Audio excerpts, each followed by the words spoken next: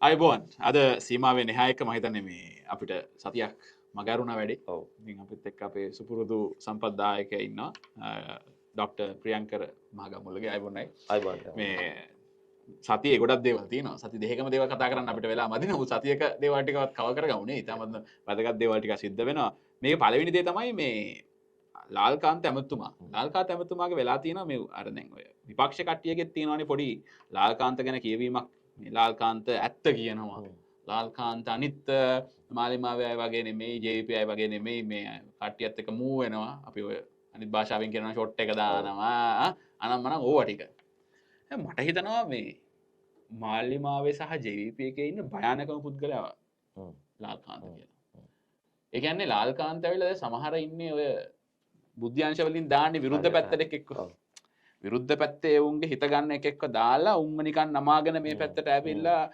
එහෙම එක්කෙනෙක් මේ වෙලාවේ මිනිහගේ ඒ ක්‍රියාදාමයත් පොඩ්ඩක් එක පැත්ත විදිහකට පුපුරලා ගිහිල්ලා තියෙනවා ආණ්ඩුවට තියෙන ප්‍රෙෂර් එක නිසා මට හිතෙන්නේ. ඒ නිසා තමයි වගේ දේවල් කටින් පයින්නේ සමහර වෙලාවට. එයා මේ කියපු දේ තමයි මේ රාජ්‍ය ලබා ගන්න බලය නේද රාජ්‍ය බලය ලබා ගන්න. මොකද්ද මේ රාජ්‍ය බලය? දැන් ආණ්ඩු බලය දුන්නා. මිනිස්සු නිකන් නෙමෙයි දුන්නේ. ආණ්ඩු බලය දුන්නා. ඊට පස්සේ ප්‍රාදේශ සභාවක් දුන්නා. විධායක ජනාධිපති කෙනෙක් පත් කරලා තිනවා එතනින්. දැන් ওই ස්තර තුනම හරි. අපිට අමතරව අපි දන්නවා දැන් මාලිමාව පන්සල් වල දායක සභාව වලට රින්ගලා තියෙනවා. ප්‍රජාශක්ති වැඩේට ගිහිල්ලා තියෙනවා. ඒ කියන්නේ සමස්ත පරිපාලනමය වශයෙන් ගත්තොත් යාන්ත්‍රණයම අර කමියුනිස්ට් ආණ්ඩු වගේ මේගොල්ලෝ ටික ටික තමගේ අතට නතු කරගෙන යනවනේ. හැබැයි එහෙම වෙද්දිත් ලාල්කාන්ත බොහොම පබ්ලිකලි කියනවා නේ රාජ්‍ය බලය ගන්න මේ අරගල කරන්න ඕනේ කියලා. මොකද්ද මට දැන් ඔබතුමා දැන් කාලයක් ශිෂ්‍ය දේශපාලනේ හිටියා ජවිපෙත් එක්ක හොඳ කියවීමක් ඇතිනේ මේ කියන කතන්දර ගැන. ඉතින් ලෙනින් කියවමුද අපිත් එකතු වෙලාද? ඔව් ලෙනින් ගැන කියවමු කියන එක තමයි මම හිතන්නේ ලාල්කාන්ත මහත්මයා කිව්ව. ඔබ කියපේක හරියටම හරි. ලාල්කාන්ත මහත්මයා කියන්නේ සයිලන්ට් කිලර් කෙනෙක්. ඒ කියන්නේ කවුරුත් තරහ නැහැනේ. විපක්ෂය අය ලාල් ගුවම් පොඩි කවන්නේ වගේ අපි මේසෙ වාඩි වුණාම පාර්ලිමේන්තු කැන්ටින් එකේ හම්බුනාම කතා කරන් ෂොට් එකක් වරේ මචං කිව්වත් වාඩි වෙන්නේ. එහෙම ඕකේ. සමහර අයට එහෙම කැමති නෑ ආණ්ඩු පක්ෂය. සමහර අය මෝඩයෝ නිසා කැමති නෑ. සමහර අය නිකන් නිතරම තගෙන් නිතරම කේන්තියෙන් ඉන්නවා. ලාල් එහෙම නෙමෙයි. ලාල්ගේ මැච් එක වෙනයි. ලාල්කාන්ත මහත්මයා මේ කියන්නේ පුද්ගලිකව අපිටත් ඇත්තටම එහෙම එන්නේ නෑනේ එකක්. එහෙම අවුලක් එන්නේ නෑනේ ලොකුවට. ඒක තමයි ඔහුගේ ප්ලේ එක. එතකොට මේ රැස්වීමේ අරමුණ නම් පැහැදිලිවම මට පක්ෂයේ හිටපු කෙනෙක් විදියට තේරෙනවා. පක්ෂය ගොඩනගන්නේ මාක්ස්වාදී පක්ෂයක් විදියට. එතකොට එහේ හරය තුල ලෙනින් තමයි වීරයා. මාක්ස් තමයි එංගල්ස් තමයි වීරයා. ලෙනින් කියන්නේ මාක්ස්වාදය මේ පෘථුවියේ ප්‍රථම වතාවට සාර්ථකව අත්දබලපු නායකයෙක්. ඔහුගේ නායකත්වයට සහ දැනුමට මගේ ගෞරවය හිමි වෙනවා. හැබැයි අපි ඒක විශ්වාස කරන්නේ නැහැ. අපි විශ්වාස කරන්නේ නැහැ ඒ දර්ශනය. ඒක නිසා රුසියාව විශ්වාස කරන්නේ නැහැ. දැන් කියුබාවෙත් හිඟා කරන තත්යකට පත් වෙලා තියෙන එක වැඩ කරේ නැහැ. ඒක වැඩ කරේ නැහැ. මොකද මිනිස්යාගේ ස්වභාවය මාක්ස්වාදයෙන් හරියට විස්තර වෙන්නේ අල්ලගෙන නැහැ. මිනිස්යාගේ තියෙන අනුභූතික එයා කියන්නේ කොහොමද මිනිස්යා වැඩ කරන්නේ? හිතන විදිය කොහොමද? මිනිස්යාගේ තියෙන පෞද්ගලික කේන්දරකම්. මිනිස්යා ඒ අපේ ආයතනය පිනවීමට තියෙන කැමැත්ත. ඒක කොහොමද කොටු කරන්නේ කියන එක මේ ඒක කොහොමද සමාජයකට සංවිධානගත කරගන්නේ කියන එක මාක්ස්වාදයෙන් බැරි වුණා. බැරි වුණාට ඒක පරාජය වුණා. ඒක ස්වභාවික වෙන්න ඕන දෙයක්. අනිත් එක මේ ලැදවීර් පුටින් එහෙමත් දැන් ඒ පාර යන්නේ නැහැ. යන්නේ නැත්තේ ඒකයි. ඒ කියන්නේ මනුස්ස ස්වභාවය යන්නේ. මනුස්සයාගේ ස්වභාවයයි මේ හදපු රාජ්‍ය ක්‍රමයයි මේ සමාජවාදය මත කොමියුනිස්ට්වාදය කරා යන ගමනේදී ගැලපුණේ නැහනේ. ඒකනේ ඒක රුසියාවේ බිමේම උදුරලා වැටුනේ. ඒතකොට ලෙනින් කියවමු කියලා මේ කරන්නේ දැන් මේ රටේ මාක්ස්වාදී වම විදියට මතුවෙන්නේ පෙරටුගාමී. මොකද ජවිපෙම දරුවෝ. ජවිපෙම කණ්ඩායම. ඊට පස්සේ 11 කැඩලා යන්නේ. කැඩලා යන්නේ හේතුව උනේ ජවිපේ ජාතිවාදයට ගියා කියන චෝදනාව තමයි දුන්දනගම මහත්මයාලා පුදු ජාගර මහත්මයාලා ඊට පස්සේ 2011 කිව්වේ. ධනවාදී දෙවෙනිම කියලා පළවෙනි රැස්වීම මාලාව කරගෙන එළියට ගියා. එතකොට පක්ෂේ කාඩරුවක් එළියට ගියා. හැබැයි ජනප්‍රිය තලයයි නෙමෙයි එළියට ගියේ. ජනප්‍රිය තලයේ තිබුණේ ඔය ලාල්කාන්ත මහත්මයා ඒගොල්ලෝ නැවතුණා පක්ෂේ. ඇතුළේ වැඩ කරපු කට්ටිය තමයි එළියට ගියා. ඔව් වැඩ කරපු ඒ ග්‍රවුන්ඩ් වර්ක් එක කරපු නෙට්වර්ක් කරපු හොඳ දක්ෂයෝ ටිකක්. දැනුම අතින් අතිශයම දක්ෂ වෙන පුදු ජාගර මහත්මයාලා ඔක දක්ෂයිනේ. කියවලා තියෙන. ඇත්තටම කියවලා තියෙන ඒගොල්ලෝ. දුමින්දනාගම ගොල්ලෝ හොඳ ලීඩර් කෙනෙක්. එතකොට දැන් ඒ කණ්ඩායම එළියට ආවම දැන් මේ ආණ්ඩුව බලයට ආවේ මාක්ස්වාදී ප්‍රතිපත්ති ක්‍රියාත්මක කරන්න සමාජවාදී පීඩිත පන්ති වෙනුවෙන් වැඩ කරන්න සහ විශේෂයෙන්ම පොහොසත් රටක් ලස්සන ජීවිතයක් කියන ප්‍රතිපත්ති ප්‍රකාශය ක්‍රියාත්මක කරන ආර්ථික වශයෙන්. නමුත් ඒගොල්ලෝ කරගෙන යන්න පුළුවන් ශ්‍රී ලංකාව. ලෙක්‍රසිංහ මහත්මයාගේ පාරේ තමයි යන්නේ. එතකොට දැන් අපි පුළුවන් ශ්‍රී ලංකාව ගත්තත් ඔය 2001 එන රිගේනින් ශ්‍රී ලංකා එකමනේ ඔය වෙනස්කමකින් ලලිත බුදුම ශ්‍රී ආවේ. ලංකා තමයි. ඒක රනිල් වික්‍රමසිංහ මහත්මයාක කරන එකේ තර්කයක් තියෙනවා. ඔහු විශ්වාස කරන සමාජ ආර්ථික ක්‍රමය ඔහු මුල ඉඳන්ම ඉන්නවා. පැහැදිලි ඔහු පැහැදිලි ප්‍රතිපත්තිය. පැහැදිලි ඒකට වෙනස් විරුද්ධ වුණේ වෙනවා නම් ඔබ එකක් එකඟ වෙනවා නේද? දැන් මම ඒකට නැහැ. එකඟයි. ඒ කියන්නේ විකුණලා හරි මේක ඔව් ඒ කියන්නේ එතෙන්ටම මම එතනම නැහැ. ඒක ඔව්. මම දන්නවා. ඒ කියන්නේ මම නිර්බාධ වෙළඳපොළ ආර්ථික ක්‍රමයේ තදින්ම පිළිගන්න ජාතිකවාදී. හ්ම්. එතකොට රනිල් වික්‍රමසිංහ මහත්මයාත් දැන් කතා කරනවා ජාතිකත්වය ජාතිකවාදය ගැන. දැන් කතා ඔව් කරනවා දැන් කතා කරනවා. ඔව් තේරවාදී බුද්ධාගම කතා කරනවා. මට ඔහුත් එක දැන් වැඩ කරන්න පුළුවන්. නමුත් විවෘත ආර්ථිකය එහෙම නැත්නම් නිර්බාධ ආර්ථික ක්‍රමය ගැන මම 2007 ඉඳලා විශ්වාස කරන්න ගන්නවා. එතකොට තමයි මම පක්ෂයෙන් කැඩෙන්නේ. මම ඒක විවෘත විශ්වාස නොකර සමාජවාදය ගැන විශ්වාස කරේ 2003 2007 කාලේ. ඒතර පැහැදිලි 2007න් පස්සේ මම ඉන්නේ මෙතන. දැන් ප්‍රශ්නේ තියෙන්නේ මේ පක්ෂය විශ්වාස කරන අර්ථ ක්‍රමය එහෙම නැත්නම් සමාජ ආර්ථික ක්‍රමය ගේනවා කියලායි බලයට ආවේ. නමුත් උන් කරන්නේ පුළුවන් ශ්‍රී ලංකාව වුණා මේකේ එළිය මාලිමාවේ කණ්ඩායමට මේක ප්‍රශ්නයක් නැහැ. මාලිමාවට ඡන්දදීව බහුදරේ ප්‍රශ්නයක්වත් නැහැ. හැබැයි කාඩරේට ප්‍රශ්නයක් තියෙනවා. පක්ෂ කාඩරේ මේකෙන් අසන්තෘප්තියටපත් වෙනවා. එතකොට මේ පක්ෂ කාඩරේ බලන්නේ පෙරටුගාමින් දිහානේ. පෙරටුගාමින් ඇවිල්ලා කියනවා දැන් මේගොල්ලෝ වම නෙමෙයි. අපි වම කියලා. ප්‍රසිද්ධිය කියලා. එතකොට මේ පක්ෂ කාඩරය මේ කලකිරීම වළක්වන්න. ඔවුන්ට පොඩ්ඩක් අපි කියන ජීන්තු දෙනවා කියලා. ඔවුන්ට පොඩි උත්තේජනයක් දෙන්න. පොඩ චූන් කරන්න තමයි මේක කතා කළේ. මොකද ලාල්කාන්ත මහත්මයා පොත් කියන මහත්තයෙක් නෙමෙයි. ඔය පක්ෂයේ ඉහළ ඉන්න නායකයෝ අතරින් අඩුවෙන්ම පොත් කියවන එතුමාගේ හෘද සාක්ෂිය එතුමා ආශ්‍රය කරන අය මේක දන්නවා මම කියන්නේ බොරු නෙමෙයි. එතුමා පොත් කියවන කෙනෙක් නෙවෙයි. එතුමා හොඳ කතිකේ. ආකර්ෂණීය කතිකේ. නමුත් ඔහු පොත් කියවන කෙනෙක් නෙමෙයි. මම කියන්නේ ඔහු මෝඩෙක් කියලා. මම සොල්ලන්දන මහත්තයා වගේ ගත්තොත් මම කියන සොල්ලන්දන මහත්තයා මෝඩෙක්. අර ඒ මට කියන්න පුළුවන්. මොකද එතුමා ඒ මෝඩෙක් නේ. මෝඩකමක් තියෙනවා. ලාල්කාන්ත මහත්තයා මෝඩෙක් නේ. හොඳ මීටරයක්. හැබැයි ඔහු පොත් කියවන්නේ. එතකොට ලෙනින්ගේ පොත් එකක්වත් මම කියනවා වගකීමෙන් මෙතුමා ඉවර වෙනකන් කියවලා තියෙන ක්‍රමයක් නැහැ. එතකොට පොත් කියන කෙනා. එතකොට ලෙනින් කියවා ගන්න කියන මේ සමුළුවේ මෙතුමා පළවෙනි මුඛ්‍ය කතාව කිරීමම අතිශය විහිළුවක්. මේක ව්‍යාජයක්. ඉරංග. ඒ කියන්නේ ලෙනින් පිළිබඳව ගිහිලා කතා කරන්න මෙතන සුදුසු නෑ. ලෙනින් සිල්ලා මහත්මයා කතා කරා නම් මම මේක පිළිගන්නවා. බිමල් රත්නායක. බිමල් රත්නායක කතා. මොකද ඔවුන් ලෙනින් කියවල ඒක හදවතින් මිස. මෙතුමා ලෙනින්ව ප්‍රායෝගිකව පිළිගන්නෙත් නෑ. මෙතුමාගේ පෞද්ගලික ජීවිතේත් ඒකට නතු නෑ. ඒතකොට මෙතුමා ලෙනින් ගැන න්‍යායිකව කියවලත් නෑ. ඒ වගේම කියනවා ලෙනින් කියන මනුස්සයා සයිබීරියාවට පිටුවල්ලා ඉන්න කාලේ අතිශයින් විශාල විදිහට මාක්ස්වාදී අධ්‍යයනය කරලා ඒ සම්බන්ධ කෘති ලියලා මම හිතන්නේ ලෙනින් ලියපු කෘති ටික උසට තිව්වොත් ලාල්කාන්ත මහත්තයාට වඩා උසයි. එච්චර පොත් ලියලා තමයි කෝච්චියෙන් එන්නේ විප්ලවය කරන්න. ඒ විප්ලවය කරන්න එද්දී ඔහු ගැන කියන සමකාලීන කියපු ලේඛනවල තිබෙනවා. මම ඒවා කියවලා තිබෙන නිසා මම කියවන්න කැමතියි. ඒ යුගයේ ලේනින් ගැන මට අදත් තියෙනවා. ඔහුගේ හැකියාව පිළිබඳව කියන්නේ නායකත්වය ගැන මට විශාල ගෞරවයක් තියෙනවා. ඔහු හිස බිමට නමාගෙන කල්පනාවෙන් නිමග්න වෙලා නිතරම. උරහිස් අකුලගෙන මේ යන්න කරන්න යන මේ පෘථුවිය අත් නොහදා මේ බලපු දෙයක්. අත්හදා නොබලපු දෙයක් මේ පෘථුවිය. කවදාවත්. මම මේ පොතක තිබුණු දෙයක් ඇප්ලයි කරන්න යනවා රුසියාව වගේ ටීවී එකක්වත් නැති සමාජයක. රේඩියෝ එකක්වත් නැති අතිවිශාල වර්ග මිලියන 17 ගණක විශාල සමාජයක් මේ වර්ග භූමිය ටයිම් සෝන්ස් 17ක් විතර තියෙන මේ විශාල භූමිය මම මේ විප්ලව කරන්න යනවා කියන බර ඔළුවේ තියන් එන්නේ. අන්න ඒක තමයි විප්ලවවාදියෙක්ගේ තියෙන ඇත්ත සංකල්පන. මොකද ਉਹ න්‍යාය දැනගෙන එන්නේ මං කොහොමද මේ ගොවියන්ට මේක කියන්නේ.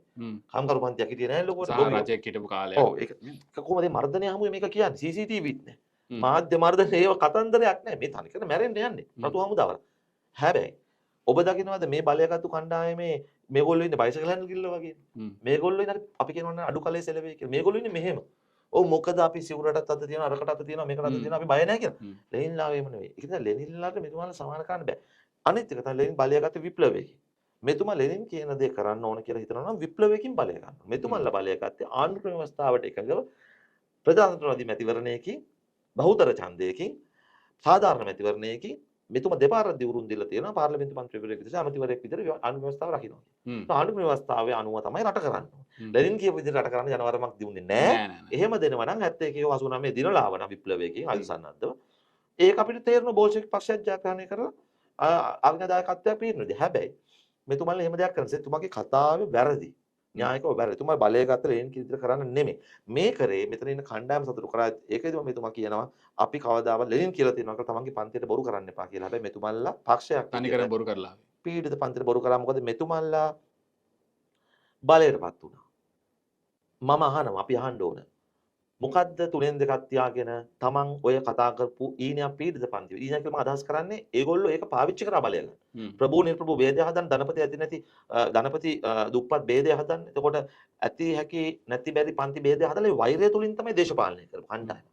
ඒ ප්‍රභූවරයා වාහන යන කෙනා සල්ලි තියෙන කෙනා තමයි අපේ ජීවිත කාලකන්ණි වෙන්න හේතුව කියන එක තමයි පන්තිවල කිව්වේ. අපි ඒව ඇහුවා. එතකොට එහෙම කහලා මිනිස්සු ජීවිත පූජා කරා. අරමුණක් වෙන්නේ. නායක බලයට දෙපාරක්. එතකොට එතකොට එහෙම කියලා ඇවිල්ලා රනිල් වික්‍රමසිංහ මහත්මයානේ මේගොල්ලන්ගේ සතුරා. අදටත් ඔහුනේ ධනපතියා කියලා වරදකන්නේ. බලවුකාරය ප්‍රභූවර ධනපතිය. ඒ ධනපතිය බලය තියෙන වෙලාවේ මිනිසුන්ට අස්වැසුම දුන්නා. ලෙනින් රුසියාවේ කරා වගේ මිනිසුන්ට ඉඩම් දුන්නේ. වම නෙමෙයි මේ රටේ ඉඩම් දුන්නේ. ඉඩම් දුන්නේ රනිල් වික්‍රමසිංහ මහත්මයා පෞද්ගලික කරා කියන ඉඩම් දැන් මැතිනි කාලේ ජනසතු කරා කියන එක රාජ්‍යයට ආවේ. ඒක හොඳ දෙයක්. මෙතෙන්දි කරේ පෞද්ගලිකව ඉඩම් වල අයිති. ඒක ලෙනින් කරේ. හරිද? ඒතකොට ඒක කරලා උදේ ඉස්කෝලේ යන ළමයින්ට කන්න දීලා රනිල් වික්‍රමසිංහ අර බංකොලොත් තුන වෙලාවේ එතෙන්දි හාල් කිලෝ 10ක් දුන්නා නැති බැරි මිනිස්සුන්ට. මේ ආණ්ඩුව බලයට ඇවිල්ලා අලුතෙන් තමන්ගේ ඊනියා පීඩිත පන්තියට කරපු දෙයක් කියන්නේ. මොන පනතද අලුතෙන් සම්මත කරේ තමන් ඒ උරමතින් බලයට ආපු කණ්ඩායම වෙනුවෙන්. එහෙම කරේ නැහැ. එතකොට පන්තිය රැවට්ටුවා. ලෙනින් කියපු දේ කරේ නැහැ. ලෙනින්ගේ අවජාතක පුතු. ලෙනින්ගේ සුජාත පුතුනේ. ලෙනින්ගේ සුජාත පුතු තමයි කොල්ලාසිල්ලා. පීටර් කෙනමන්ලා. බර්නාඩ් සොයිසලා. ඔවුන් මේ රටේ සමාජවාදී ආර්ථිකයක් හදන්න ව්‍යවස්ථාවක් හැදුවා. ඒක කරන්න ගියා. ඒකට අපි විරුද්ධයි. මම විරුද්ධයි. අද බලනකොනේ. හැබැයි ඒක රට විශාල හානියක් වුණා. හැබැයි ඔවුන් උත්සාහ කරා ලෙනින්ගේ මාක්ස්ගේ එංගල්ස්ගේ සමාජ ආර්ථික ක්‍රම මේ රටේ හදන්න. අන්න සුජාත පුත්තුන්ට වැරදුන වෙන කතාව. මේ අවජාත පුත්තු. මේගොල්ලෝ පීඩිත පන්තියට බොරු කරා. තමන්ගේ පන්තියට බොරු කරා. ලෙනින්ගේ වචනේට පිටුපෑවා. මේගොල්ලෝ අර බුදුහාමුදුරුවන්ගෙන් දේවදත්තල කැඩලා ගියා වගේ මේගොල්ලෝ ලෙනින්ගේ ශාසනයට මාක්ස්වාදී ශාසනය මේ දූෂිතය කරපු අය මේගොල්ලෝ සිවුරු අරවන්න ඕනේ. ඇත්තට ඒ සිවුරු අරවන්න පෙරටුකාමින් ඉදිරියට එනවා. ඒ ඉදිරියට එනකොට මේගොල්ලෝ අර කණ්ඩායමට උත්තේජනයක් දෙන තමයි. මොකද ඒ ඇතුලේ අසහනය මේ යන පාර වැරදි. අපිට මොකුත් වෙලා නැහැ. ඒ කියන එකට තමයි මේ කතා කරන්නේ. ඊළඟට දැන් මෙතෙන්දි මේ කතාවේදී මේ පැහැදිලි තර්ජනයක් කරනවා කණ්ඩායම් තුනකට.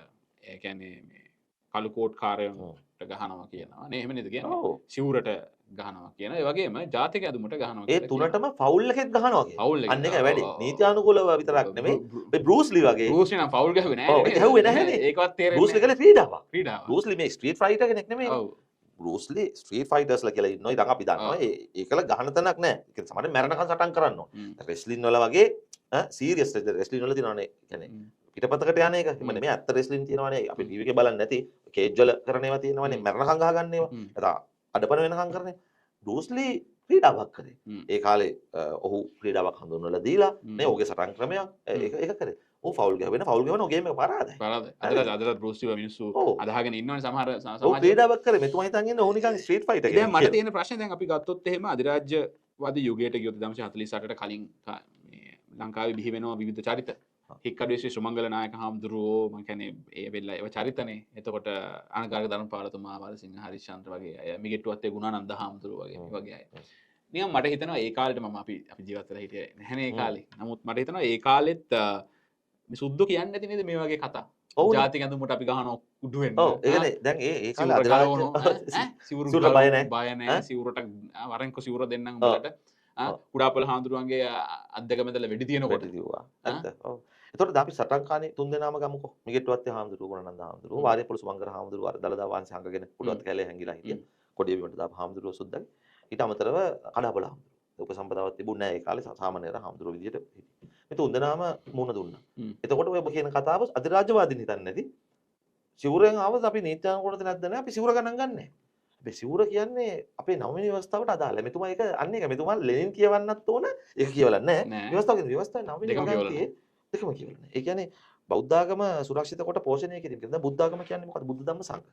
ඒ සංඝ කොටසේ සංඝයා ඉති. සංඝයාගේ ඇදුම මොකද්ද? චීවරය. මේක තමයි බුදුහාමුදුරුවෝ මේක හොයාගත්තේ හොඳේ.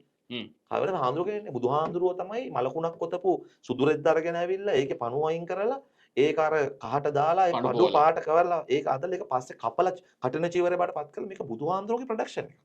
ඒතර මේක තමයි ලෝකෙ දැනට ගෞරවාන්විතවම භාවිතා වෙන සජීවී ඇඳුම. ලයිව් ඇඳුම වැඩිම ගෞරවයට භාවිතා වෙනවා. උපසම්පදා චීවරය කියන්නේ සංඝයාගේ කොටසක්. ඒක සංඝයා හඳුනා ගැනීමේ ලක්ෂණය. එතකොට ඒක ගණන් ගන්නෑ කියන්නේ බෑ ආණ්ඩුව ඇමති කෙනෙකුට ආණ්ඩුවට කියන්නේ මොකද ආණ්ඩුවේ වගකීම බුද්ධ ශාසනය සුරක්ෂිත කොට පෝෂණය කිරීම. එතකොට ඒක වැරදි. ඒ වගේම අර අධිරාජ්‍යවාදීන් හිතපු විදිය තමයි මේ දැන් මෙතුමල්ලා හිතන්නේ සිවුර ගණන් ගන්න නැහැ කියලා. ෆවුල් වුණත් ගහලා. ඒත් ඊට අමතරව මෙතුමල්ලා 88 භීෂණය වෙලා 88 මර්ධනය වෙලාවේ තමන්ගේ ආයුධ සන්නද්ධ ව්‍යාපාරය මර්ධනය කරලා ඒක ආණ්ඩුව කරන්න ඕන. කරන්න ඕන. මොකද ආයුධ සන්නද්ධව ඉන්න බෑනේ වෙන කණ්ඩායම් වලට රාජ්‍ය ආරක්ෂක අංශය. ඒ වෙලාවේ ඒක මර්ධනය කරනකොට මෙතුමන්ලගේ කී දෙනෙක් සිවුරු දාගෙන රටින් පැන්නද? කී දෙනෙක් පන්සල් වල සිවුරු දාන් හැංගිලා හිටියද? කී දෙනෙක් හාමුදුරුවරු දානේ පිණ්ඩපාතේ වැඩලා පන්සලේ දාණයෙන් කන්න දුන්නා. ජීවිත බේර ගන්න. එතකොට මේක හරි සාහසික මම ප්‍රකාශයක්. දන්නවා කැබිනට් අමාත්‍යවරුත් ඉන්නවා හරි. සමහරව සිවුර හිටපු. සිවුර හිටපු. එතකොට ඒ සිවුර විසින් එතුමන්ලා ආරක්ෂා කරනවා. එදා එදා එතකොට දැන් ඒ ආණ්ඩුවට කියපු විවේචනය මොකද්ද? මෙතුමන්ලා මර්ධනයට ලක් වෙනකොට මොකද්ද JR ගේ ආණ්ඩුවට කිව්වේ? මේ සිවුර මර්ධනය කරනවා. මේ භික්ෂුන් වහන්සේලාට සලකන්නේ. ඒතකොට විජේදාස රියනාරච්චි ඝාතනය වුණා ඒ යුගයේ. ඒතකොට විජේදාස රියනාරච්චි කියන්නේ මේ ජනතා විමුක්ති පෙරමුණේ හිටපු නීතිඥවරයෙක්. එතුමා ඝාතනය වුණා කියලා කියනවා. එතුමාට තිරස්චින වද බන්ධන දුන්නා කියලා කියනවා. එතකොට ඒ කළුකෝට්කාරයෙක්නේ. එතුමා කියන්නේ. එතකොට ඒ ආණ්ඩුව ඔහුට ප්‍රතිචාර දක්වපු විදිහ හරිද?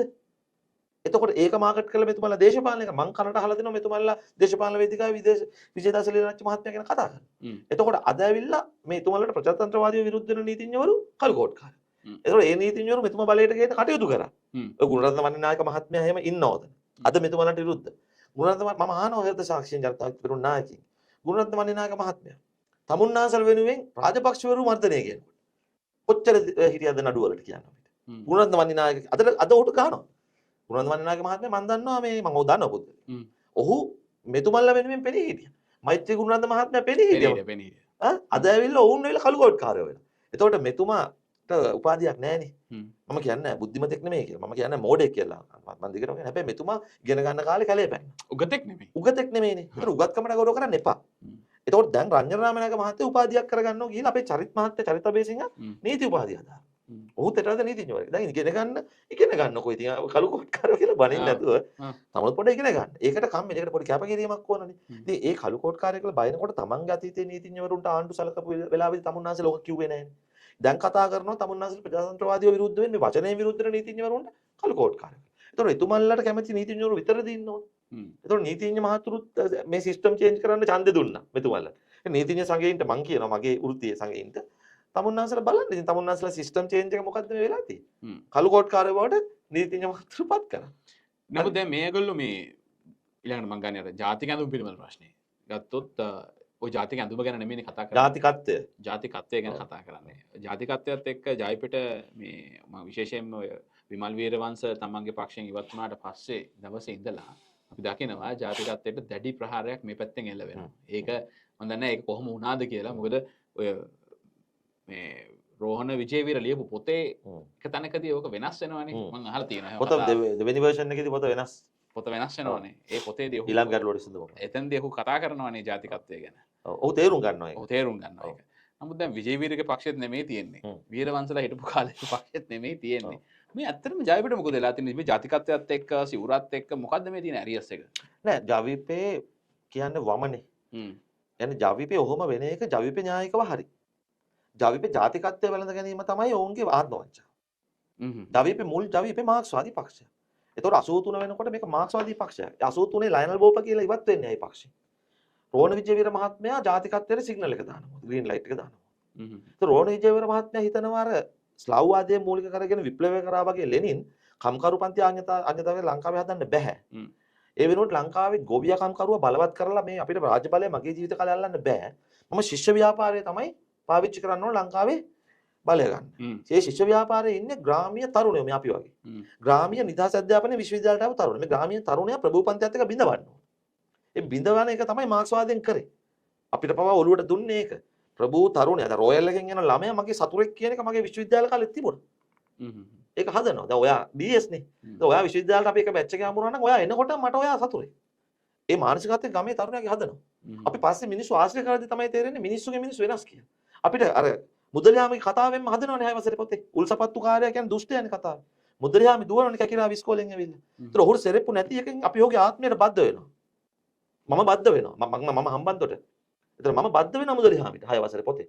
ඒ පොත තුල තියෙන්නේ දුක දිනා දිරිය ගන්නවට වඩා සතුරා නිර්මාණය කරන ඒ කතාව තුල උල්සපත්තු කාර්යය තමයි කොළඹ ලොකු ඉස්කෝලේ කොලීජිය ළමයා. ඔය අඹයාළුවෙකිත් එනවා. ඔය කතාවල තියෙන්නේ ඒ අර වාමාංශික හොඳ නෑ සමාජයට. දැන් සමාජයට හොඳම නෑ. ඒ යුගයේ අවසානයි.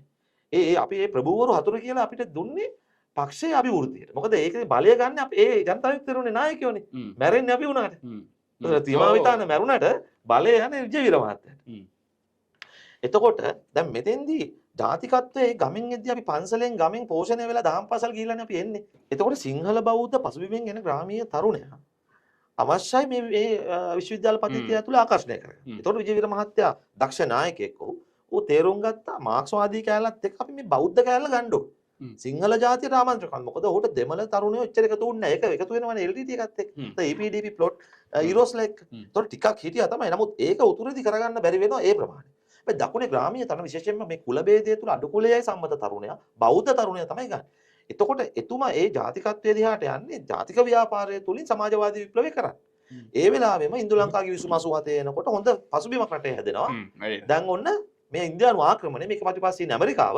දැන් අපි ජාතික සටන කරන්න ඕනේ කියලා අන්න කැප්පෙටි පුරල ගොංගාලේ කොට බණ්ඩ පුරන් අප්පුල බලයට බannෝ ඉස්සරහට.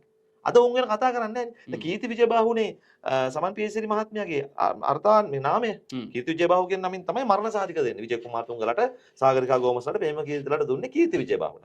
කීර්ති විජයබාහු කියන්නේ අපේ හිරි පළවෙනි විජයබාහු රජතුමා. ඔහු තමයි පොළොන්නරු රාජධානිය බිහි කරන්නේ. ඒතර ඔහු තමයි රාජරාජ චෝලගෙන් පස්සේ බිසවර්ම අනුරාධපුරයෙන් පස්සේ රජරට ශිෂ්ටාචාරය නැවත පුබුදුවා. මට අනුව නම් ලංකා ඉතිහාසෙ බිහිවෙච්ච හොඳම රජු. ද වැඩේ. ඔහු නාවික බලයක් හදාගෙන ඉතා විශාල රාජතාන්ත්‍රික මෙහෙයුමක් පල්ලවයෝ එක්කම සම්බන්ධ වෙලා ඒ තියෙන අභ්‍යන්තර ගැටුම් දකුණු ඉන්දියාවේ පාවිච්චි කරලා හොඳ මාස්ටර් ප්ලෑනර්.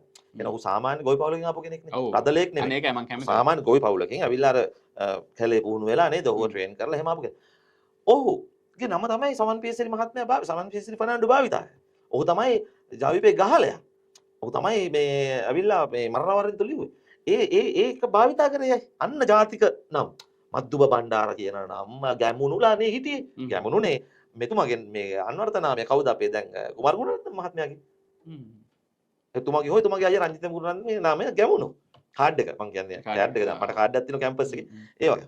ඒතර වහපු ප්‍රශ්නේ නමුත් මේක පැටලුණා. මේ පැටලීම පක්ෂය තුල දිගටම එනවා. ඒතකොට මොවුන් අර ඔලෝසුවේ බට්ට වගේ ජාතිකත්වයේ තුලින් බලය ගන්න පුළුවන් වුණාම මේ පැත්තට යනවා. ජාතිකත්වයේ නැතුව මාක්ස්වාදීය පැත්තට හිතන වෙලාවට මේ පැත්තට යනවා. මේ දෝලනේ ජවිපේ දිගටම තියෙනවා. ඒක සෝමහාමුදුරුවෝන්ගේ අපවත් වීමෙන් පස්සේ ජාතික හෙළවරුමේ ඔබත් හිරව කාලයක් අපිත් ගරු කරව පක්ෂය මම කතා පක්ෂේ හිටියේ නෑ ඒ පක්ෂේ. ඒ පක්ෂයේ ඉදිරියට ඇවිල්ලා මේ ජාතික මතවාදය හදලා යුද්ධය කරන්න ඕන කියන එකට මේක මිලිටරිමේ පරාජය කරන්න ඕන කියලා එනකොටම අන්න ජවිපේ ටක් ගාලා ඒ සටන් පාටේ උස්සනවා. ඒ සටන් පාටේ උස්සනවා. ඒක පිළිබඳව ඇති වුණු විවේචනය මත තමයි 2011 දුමින්දලා පුබුදු ජාගොඩලා කැඩෙන්නේ. ජාතිවාදයට ගියා කියන්නේ. ඒතර ඇත්ත වම කියන්නේ ජාතික විරෝධය. ලෝකෙත් එහෙමයි. ඉන්දියාවේ BJPට විරුද්ධව කොංග්‍රසය තියෙනවා. ඒක තමයි කොංග්‍රසය තමයි වම. ඇමරිකාවේ ඩෙමොක්‍රැටික් එක තියෙනවා රිපබ්ලිකන් එකට විරුද්ධව. එතකොට ඩෙමොක්‍රැටික් එක තමයි වම. ඒක තමයි කළු ජාතීන්ගේ අයිතිවාසිකම් ගැන කතා කරන්නේ. සුදු ජාතික වර්ගවාදයට විරුද්ධ වෙන්නේ. ප්‍රොටෙස්ටන්ට් ආගමේ මධ්‍යගත භාවයට විරුද්ධ වෙන්නේ ඔබාමාලගේ පක්ෂය. ඩෙමොක්‍රැටික්. ඕකම තමයි කොන්සර්වටිව් ලේබර් විදියට කොන්සර්වටිව් ට්‍රැචර් හිටපු. එතකොට බ්ලෑලා ඉන්නේ විරුද්ධ වෙන. ඕකම තමයි ලෝකේ දකුණුවම කැඩෙන විදිය. දැන් ලංකාවට එද්දි ලංකාවේ වම ඔබ ගන්න කොල්නා සිල්වාගේ වම. ඔවුන් ජාතිකත්වයේ ඉස්සුවේ නැහැනේ. මාක්ස්වාදේ කතා කරේ. පන්ති සටන කතා කරේ. බුද්ධාගමට ප්‍රමුඛ ස්ථානය දෙන්න වුණා රටේ තියෙන ආවේගය නිසා. හැබැයි මැතිනිගේ ආණ්ඩුව තුල ඔවුන් හිටියේ වමේ. මැතිනි දක්ෂිණාංශිකයි. ඒ කියන්නේ 56 WRD බණ්ඩාරනායකගේ ආණ්ඩුවෙන් සම්පූර්ණ වෙනස් මේකනේ. ඔව් ඒක බණ්ඩාරනායක මහත්මයාගේ ආණ්ඩුවේ බණ්ඩාරනායක මහත්මයා එක්සත් ජාතික පක්ෂයට එදිරිවනේ පක්ෂය හදන්නේ. ඒතකොට එතුමා ජාතිකත්වය හොඳින් වැළඳ ගන්න මොකද සිංහල මහසභාවේ යෝජනා DS පිළිගන්නේ. DS ට ඕන ආර්ථික සංවර්ධනය. ඔහු ඇත්තටම ජාතිකත්වය ඇල්ලුවේ නැහැ හරියට. ඒ අල්ලපු නැති එකේ වරද එක්සත් ජාතික පක්ෂය අද විඳිනවා. ඔහුට තමයි ගන්න තිබුණේ. බණ්ඩාරනායක මහත්තයා විචක්ෂණ නායකයෙක් බිමේ දේශපාලනය කරන කෙනෙක් විදිහට ඔහු සිංහල මහසභාව වැළඳගත්තා. සිංහලයේ කැකෑරන අයිතිවාසිකම් ඉල්ලීමේ අදහස ඔහුට තේරුණා. සිංහල භාෂාවේ තිබුණු ඒ අවුරුදු ගානක් යටපත් වෙලා තිබුණු අභිමානය, බෞද්ධයාගේ තිබුණු වේදනාව ඔහු අඳුරගත්තා. ඔහු දේශපාලනය කළා. වරදක් නෙමෙයි කියලා. ඌට දොස් කියන්න වැඩක් නැහැ. ඔහු ඒක ඇල්ලුවා. ඒකට එකතු අපේ රටේ හැදුනේ ජාතිකත්වයේ වමත් එක්ක එකතු වෙලා. එහෙම නෙමෙයි ලෝකේ වෙලා තියෙන්නේ. ජාතිකත්වයේ දකුණත් එක්ක ගිහිලා තියෙන්නේ. දකුණේ නයිසර්ගික ලක්ෂණය. දැන් වමේ ඔබ අහපු ප්‍රශ්නේ මට මේ එහෙම යනවා කතාව ඇතුලේ දැනුවත් එක. නමුත් මෙතන ජවිපේ කියන්නේ වම නිතරම ජාතිකත්වයට පියෝලි සුද්ධ වම ජාතිකත්වයට විරුද්ධයි. සුද්ධ වම ස්වයං නිර්ණායීතියට කැමති. ඒක තමයි බෝපගේ ස්වයං නිර්ණායීතියට කැමති වෙන්නේ. ඒකට තමයි රෝණජේ විරුද්ධ වෙන්නේ දේශපාලන. ඒකයි බෝපගේ කැඩෙන්නේ අසුතුනේ.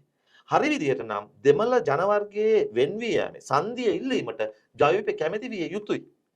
ඒ කැමති වීම තමයි පක්ෂ ඔරිජිනල් ගුණය. ඒක තමයි පක්ෂයේ ඇත්ත තත්ත්වය. හැබැයි විජේවීර මහත්මයා ඒක ටක් ගාලා හරවනවා ජාතිකත්වයේ පැත්තට බලය අරමුණ වෙනුවෙන්.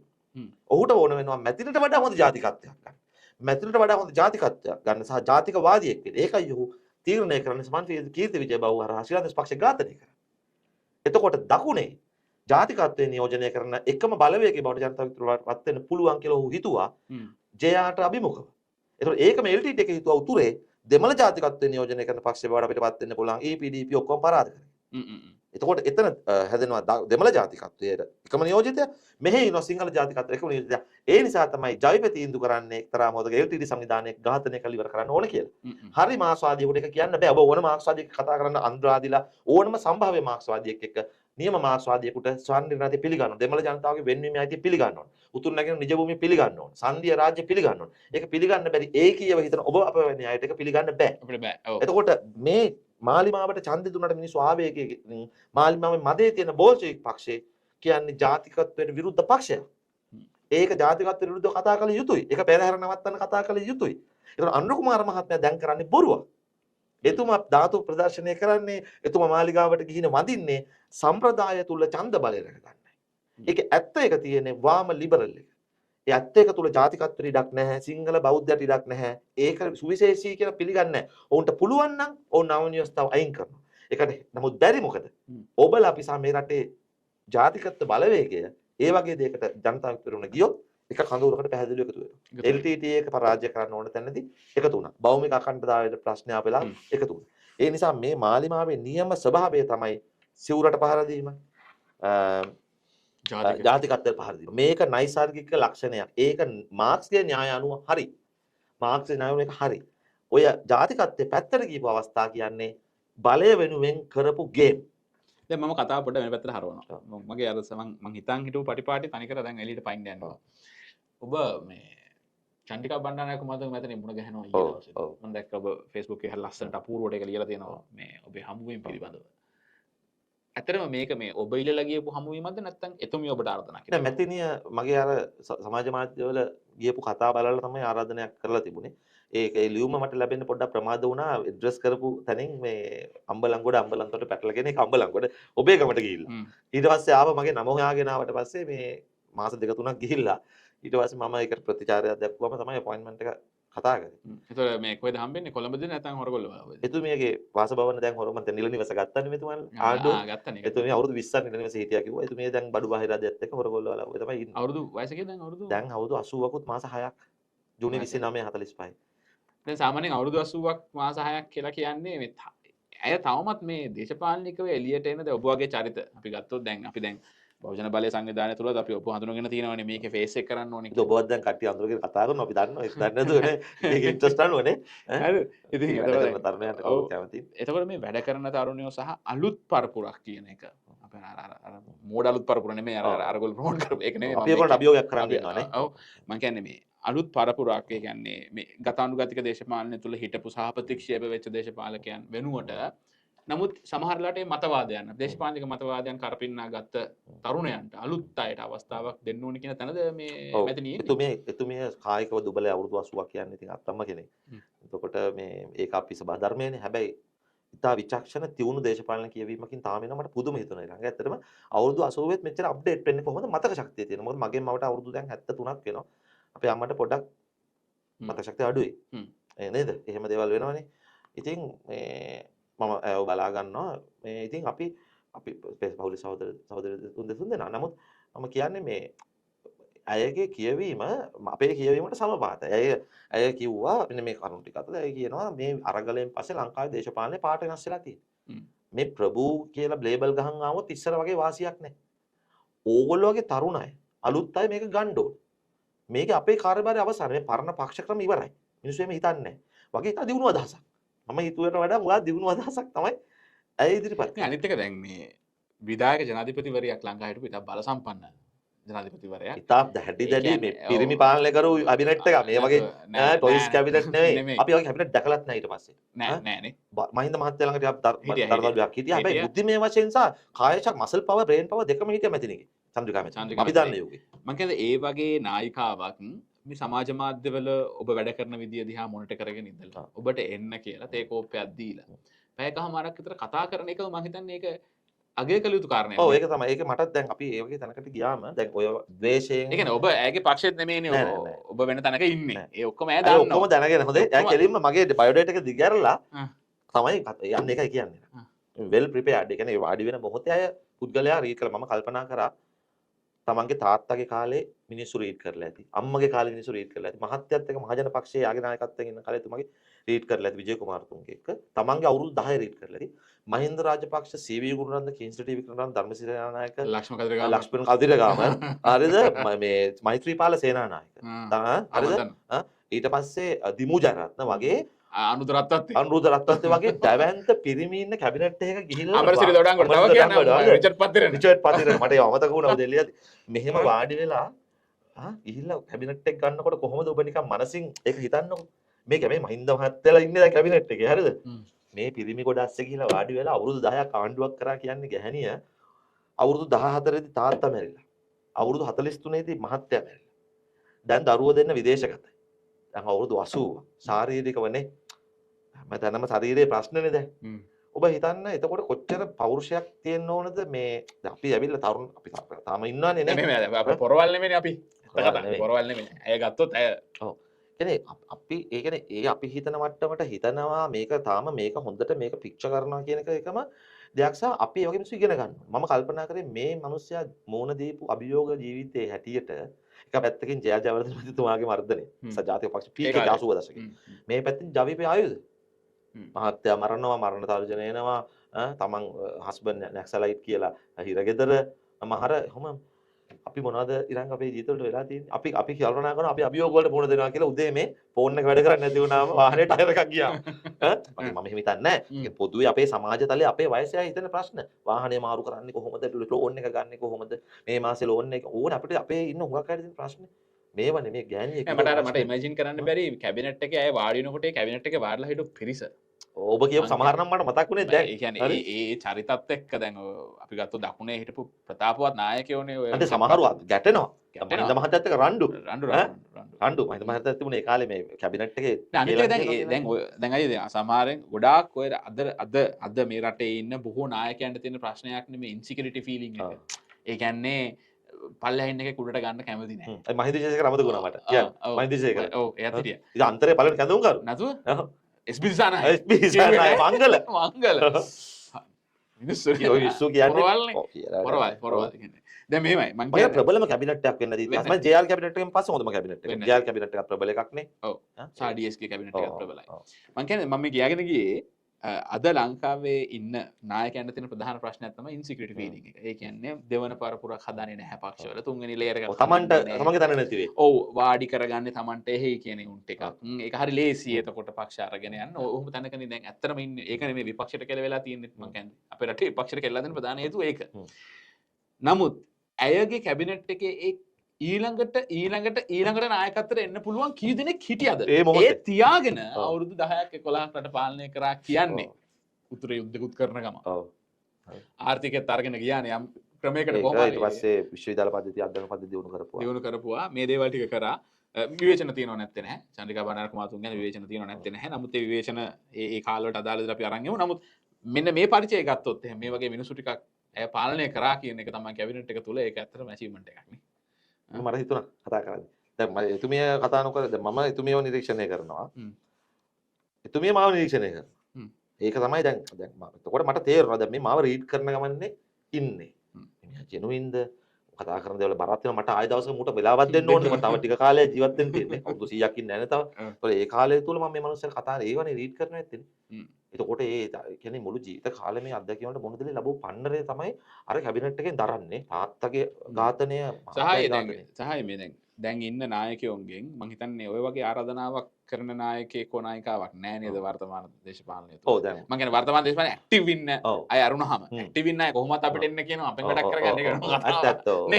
ඒතර අපිට කතා කරලා කියනවා මල්ලි අපිට හම්බෙමු දාන්න අපි හම්බෙමු අපි කතා කරමු. අපි කවුරුත් වැඩේනේ ඉන්නේ. විපක්ෂ නායකතුමාගේ දලා සියලු දෙනාම ඒක ඒ වැඩේ ඉන්නවා. මං කියන්නේ ඒගොල්ලෝ නෙමෙයි මං කියන්නේ. විශ්‍රාමිකයි කියලා සම්ප්‍රදාය තුලනේ. සම්ප්‍රදාය තුල ඉන්න ප්‍රබුද්ධ නායකයෝ සාමාන්‍යයෙන් ඔහොම වැඩක් කරයි කියන එක ටිකක් හිතන්න අමාරුයි නේ. ඔය එතුමියගේ ඒ දේශපාලනයෙන් සම්බන්ධව තියෙන උනන්දුව සහ මම තව දෙයක් කරන්න ඕන කියන හැඟීම නැති වෙලා නැහැ. අපි 2015 මෛත්‍රීපාල මහත්තයා කියන එතුමිය නැතුව හැබැයි ඒ ගෙනාව වැඩේ කරා පැත්ත වුණානේ. ඔව්. ඊට පස්සේ ඒකෙන් ගිහිල්ලා කන්න බොන්න ඒක වවාගෙන කන්න එහෙම අභිමානය තියෙනවානේ. ඒක ලොකුකම නෙමෙයි. ඒ අභිමානය ඒ කියන්නේ එතුමියට අභිමානය දැරිය යුතුයි. ඒ අභිමානය දැරිය යුතුයි. දැන් මම ආචාර කරනකොටත් ඒ ආචාර කරන ස්වභාවය සහ ඒවත් එක බලන් ඉඳලා මේ ඒක බලනවා ඒක රීඩ් කරනවා. කියන්නේ ඒක ඕනට වඩා යට යනවට කැමතිත් නෑ. ඒ ලිබරල් අදහස් තියෙන්නේ එතුමියගේ. ඒ කියන්නේ වාම අදහස්නේ තියෙන්නේ. මම එහෙම කතා කරපු දේවල් මම කන්ටෙන්ට් එක ගැන අහන්නේ නැහැ මොනවද කියලා. මොකද ඒවා ඒක වාම අදහස් අපි තියෙන්නේ. ඉස්සරහදී අපි කතා මම කරමු. කිව්වා හැබැයි ඔබතුමිය වාම ලිබරල් අදහස් තියෙන්නේ. මම කොන්සර්වටිව්. අපේ මම ඒක කිව්වා. ඒකට hina ගියා. ඔව් මට නීතිඥ මහත්තයත් එක්ක තර්ක කරන්න බෑනේ. ඒ කැලේ මම කිව්වා. ඒක වෙනයි. මොකද අපේ වෙනස්කම් හඳුරගෙන වැඩ කිරීම තමයි මේ යුගයේ තත්ත්වය. මේ යුගයේ ලෝක දේශපාලනේ කොහෙද? දැන් හැරමිටි පාවිච්චි කරනවද එතුමි? ඒ වෙලේ තිබුණේ නැහැ. තිබුණේ. ඒ තාමත් අර ඇවිදගෙන එනකොට එතන තියෙනවා ඇවිදගෙන ආවා. ඔව් එතනට ඇවිදගෙන එනකොට ඔව්. ඒ කියන්නේ සාමාන්‍ය ඒගොල්ලන්ගේ තියෙනවානේ මම දැකලා තියෙනවා. ඒ කියන්නේ ඔය මහින්ද මහත්තයාගේ උනත් සාමාන්‍යයෙන් ඒ ශාලාවකට ඇවිදගෙන එනකොට මීටින් එකට එනකොට අනිත් මිනිස්සුන්ට පොඩි දිවස් එකක් ඒ වදිනවා. කියන්නේ ඒ කියන්නේ අපි කියන්නේ ඒ පර්සනැලිටි එකද අපේ ආගම අනුවත් අපි දෙන්න බෞද්ධ ආගම අනුව කැලේ අලියෙක් වෙලා උපදින්නේ නරියෙක් වෙලා උපදින්නේ හේතු දෙකකට කියලා අපි පිළිගන්නේ භවයේ. එතකොට ආයු වර්ණ සැප බල ප්‍රඥා ටික ලැබෙන්නේ දාණයෙන්. ඒක මම පිළිගන්න කෙනෙක් නිසා සම්ප්‍රදායික තේරවාද බෞද්ධයෙක් විදිහට මට ප්‍රභූවරයෙක් කියලා ඔය ඊනියා මම විසින් හඳුන්වන. වෛරී සහගතව හඳුන්වන කෙනෙක් එහෙම ඉන්න එක ගැන ඉරිසියාවක් නැහැ. මොකද මම ගෙනාවුවා මට තියෙන. මම ඒව දිනු කරගන්න එක වෙන ප්‍රශ්නයක්. අර මනුස්සයාගේ පෞරුෂය මට වැඩ නැහැ. ඒක මගේ හීනමානයක් මම එහෙම හිතනවා. නේ? මම දැන් තවත් තැනකට අරන් යනවා. අද ටිකක් කතාව ටිකක් අපි කැෂුවල් පැත්තට ගියා. වෙන පැත්තකට ගියා. මේ මම දැන් ඔය සන්දර්භය තුළ අපි දැන් අපි යම් මතවාදීමේ වශයෙන් අපි විවේචනයක් කරා ජයපි පිළිබඳව ලාල්කාන්ත ඒ ගැන ඊට පස්සේ අපි චන්ද්‍රිකා බණ්ඩාරනායක මැතිණිය සහ ඔබේ හමුවීම චන්ද්‍රිකා බණ්ඩාරනායක මැතිණිය සහ ඔබේ හමුවීම පිළිබඳව අපි කතා කරා. මම දැන් ඊළඟට එන්නේ විපක්ෂයේ පැත්තට. අපි මේ අන්තිම විනාඩි 5 මේ කතා කරන්න ඕනි කියලා මට හිතෙනවා. අපි දැන් කතා කරපොත් නෙමෙයි අතන ප්‍රෝග්‍රෑම් එක කතා කරන්නේ. හරි. නමුත් මේකට හේතුව තමයි මේ දැන් අපි ගත්තොත් ප්‍රධාන විපක්ෂය ලංකාවේ සමගි ජන බලවේගය. ඒ අයගේ දේශපාලනය කියවීම මොකක්ද මෙන්න මේ කියන කඳවුරු තුල ඒක.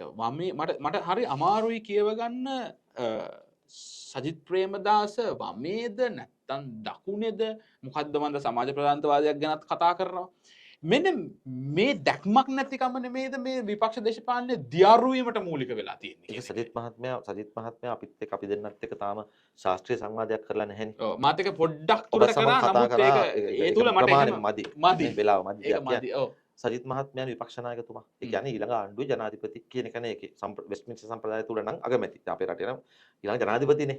එතුමා ඊට වඩා කෙනෙක් පහු කරන් ඉද්දන්නේ නැහැ මේ පාර අනුර කුමාර මහත්තයා ආවා වගේ. එතුමාගේ කැපකිරීම පිළිබඳ ප්‍රශ්නයක් නැහැ. ඔහුට වෙන තියෙන චෝදනාත් මම එච්චර කියා කරන්නේ නැහැ. හැබැයි එතුමා දෘෂ්ටිය හදා ගන්න ඕන. එතුමා මේක බැලුවොත් අපි එතුමා හම්බුණු දවසක මම කියනවා. පැහැදිලිවම ඊළඟට නැවත බලයකට එන්නේ මේ මාලිමා ආණ්ඩුව පරාද වෙන දවසක. ජාතිකත්වය සහ නිර්බාන්ධ වෙළඳපොළ පිළිබඳව ඍජු අදහස මිනිස්සුන්ට sannivedanaya කරන කදවුරක්.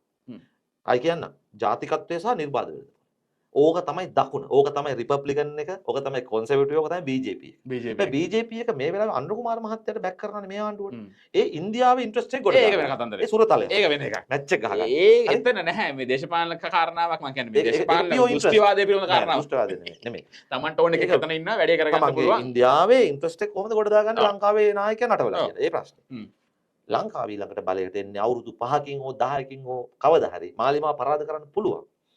ජාතිකත්වය මේක ස්වර්ණෝමයව මම කියන දෙයක් මේක ඕනම කාලයක ලංකාවේ මේක මාධ්‍ය දැන් තියෙනවා ඊළඟ ඔයා මේක දැම්මට පස්සේ ඒක තියෙනවා මේක බලන්න අවුරුදු 10කින් හරි ජාතිකත්වය සහ නිර්බාධ වෙළඳපොළ පිළිබඳව ක්ලියර් මැසේජ් එකක් හරි ක්ලියර් මැසේජ් එකක් හරියට ඩිලිවර් කරන්න කඳවුරක් තියෙනවානේ ඔවුන් තමයි ඊළඟට බලය ගන්න.